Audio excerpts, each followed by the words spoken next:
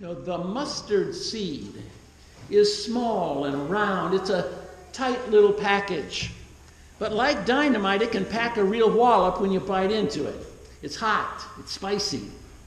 Now, mostly we see mustard when it's already been ground up. It's been a bit of vinegar added, water, suitable for spreading on hot dogs and hamburgers. It's potent as a spice, but as a seed, it's really quite insignificant. It's almost nothing, smaller than a poppy seed. So when Jesus says, "To what is the kingdom of God like? To what should I compare it?" I doubt anyone around him would have suggested the humble, little, perfectly ordinary mustard seed. I'll bet most of his disciples and the crowd in the synagogue that Sabbath day would have thought of bigger and better things than a measly mustard seed. And then he went on to compare it with yeast. It's like leaven, he said, leaven, which is yeast, which a woman took and mixed into 3 measures of flour until it was all leavened. So first, the kingdom of God is like a mustard seed. And then it's like the yeast that rises in a loaf of sourdough. How about you compare God's realm to a real kingdom, Jesus? I mean, something with trappings of royalty, a crown on it like the Polish eagle, right? Something with power like Caesar's empire, like Herod's entourage. To what should you compare the kingdom of God? Like, how about a king? Like, duh. Is that so far-fetched? A little royalty mixed in? You see, it had been traditional to speak about the Messiah, about the Son of David, the anointed one of God, as a royal figure. Stronger, bigger than the White House. Right? Stronger, bigger than the United Nations. We're talking God here. See, God's realm was always thought of as something high, lifted up. Images of heaven were like courts of old. There were always crowns and thrones and royal servants and messenger angels on your beck and call. They had palaces, they had officials, lords and ladies, finery. That's the norm. Doesn't Jesus know that? That's what most folks thought about when they heard kingdom of God. Oh boy. But not in Jesus' mind. See, he seems to prefer more humble and ordinary images from life. Realistic snapshots from life. Grassroots experiences like farming and baking. Featuring real people that you might meet on the street. It might be in your family. It might be on your farm. This week, the kingdom of God is like a spicy little seed. Next Sunday, I'll talk about that yeast spreading its ferment through the mixture of bread dough. But think about that. A tiny single grain of mustard seed that's been sown in a man's garden? Or a pinch of yeast that a woman has added to her bread flour? How low will Jesus go in order to make God's kingdom accessible to the ordinary person? Thinking about the spreading effect of the yeast, which we'll talk about, as I said, in more detail next week, that caused me to notice something about the mustard seed as a symbol. See, it's not the seed itself that's the kingdom of God. Here is what Jesus said. He said, it's like a mustard seed that someone took and sowed in the garden. And it grew and became a tree. And the birds of the air found nests in its branches. So the seed was a planted seed. It was planted in a garden. And it was a seed that grew and changed. Where it turned into something entirely else. It turned into a shelter for birds. So think of it this way. The kingdom of God may be small. It may be ordinary. It may be as insignificant as a seed at the start. But Jesus is not going to leave it there. It's in the sowing of the seed and the growing of the seed and the spreading of the mustard sprouts into a bush that eventually, in hyperbole, becomes a tree.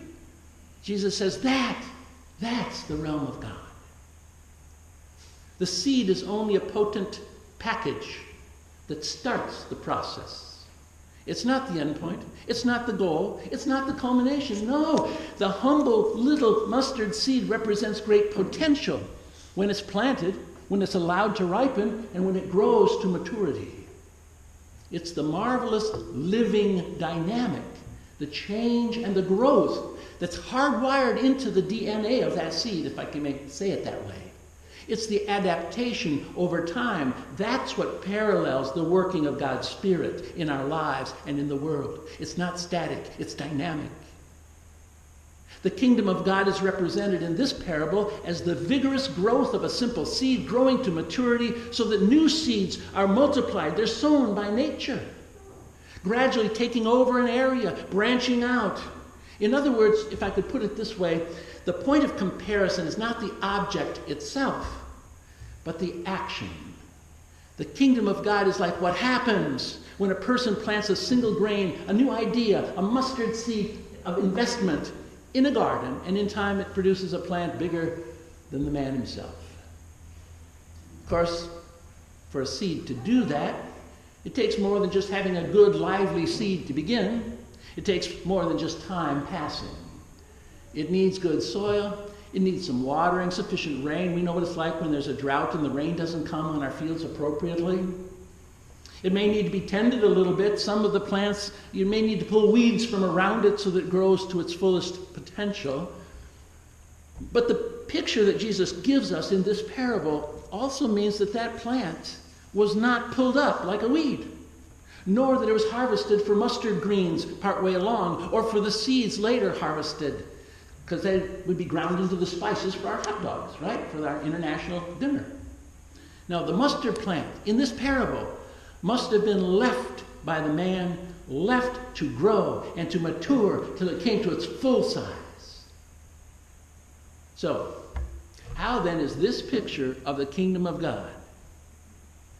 I suspect that the power brokers in Judea in Jesus' day, the chief priests, the teachers of the law, the wealthy men, the elite ruling families, they may have wanted Jesus to give them a more impressive, high-class metaphor for God's realm than a mustard seed. No matter how big it grew in the end, you got to have something better than that, Jesus. But I'll bet that Jesus' message resonated very well with the folks in that community who were feeling left out, leftovers. People who felt they were too small to count. They'd never make a difference because they're just measly little mustard seeds. Too poor to make any meaningful contribution to their society. They're going to be bulldozed over by the big ones. They were too weary probably even to lift their hopes. They felt like they were the measly little mustard seed-sized folks in a big, busy, perhaps overpowering social system. Now, I don't know, but maybe some of us are feeling a bit that way in our economy, in our political realm. We're surrounded by big problems in the news every day. You can't miss it. On the hour, they tell you, here's the latest news. This today came from New Jersey or Chechnya. It comes from someplace. Bad news, big problems all around the world. And if you listen to it for 24 hours a day, 7 days a week, relentlessly, you push that hot button of adrenaline in your system over and over, pretty soon you're going to be so worried about life, you're going to be so overwhelmed by what's going on, that you're going to burn yourself out. We forget that we're measly little mustard seeds here. We don't have the world on our shoulders. But we've got big problems in the news. We've got big business running the show, bigger than any business we're in, no matter how big of a business we're in. We have a few too big for their britches politicians who seem to be sucking all the goodwill out of our society, even as they suck out our taxes and our tariffs and our fees and our fines. How can any of us make a difference? We're just a handful, 44 or 50 mustard seeds. Well, the seed may be small, but that's just the raw beginning of a potent process. And Jesus reminds the crowd that the size at the beginning has nothing to do with the potential of what may come if we invest in it and allow it to grow. See, one never knows the extent of results which a single small seed may produce in time If over the right circumstances it survives, it germinates, it grows, it matures, as it produces wider branches and begins to regenerate itself through its own new blossoms and seed pods. So the message from Jesus I hear is, don't give up, you mustard seeds, you. Don't give up. There's so much newness, there's so much goodness, there's so much productive use that can come from the smallest kernel of a beginning. Invest in that beginning. Encourage it along the way where you see it.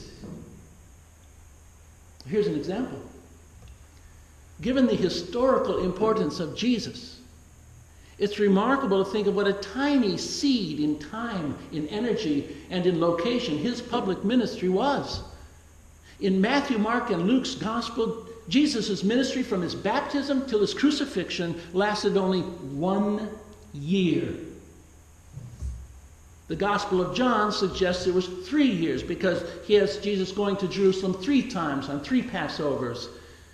But even if that larger time frame is correct, 3 years is still very brief. Just think, I've been the minister here at First Church for twice that long already. And you haven't seen my mustard seeds growing into big trees for birds yet, have you? And I've had twice the time Jesus had.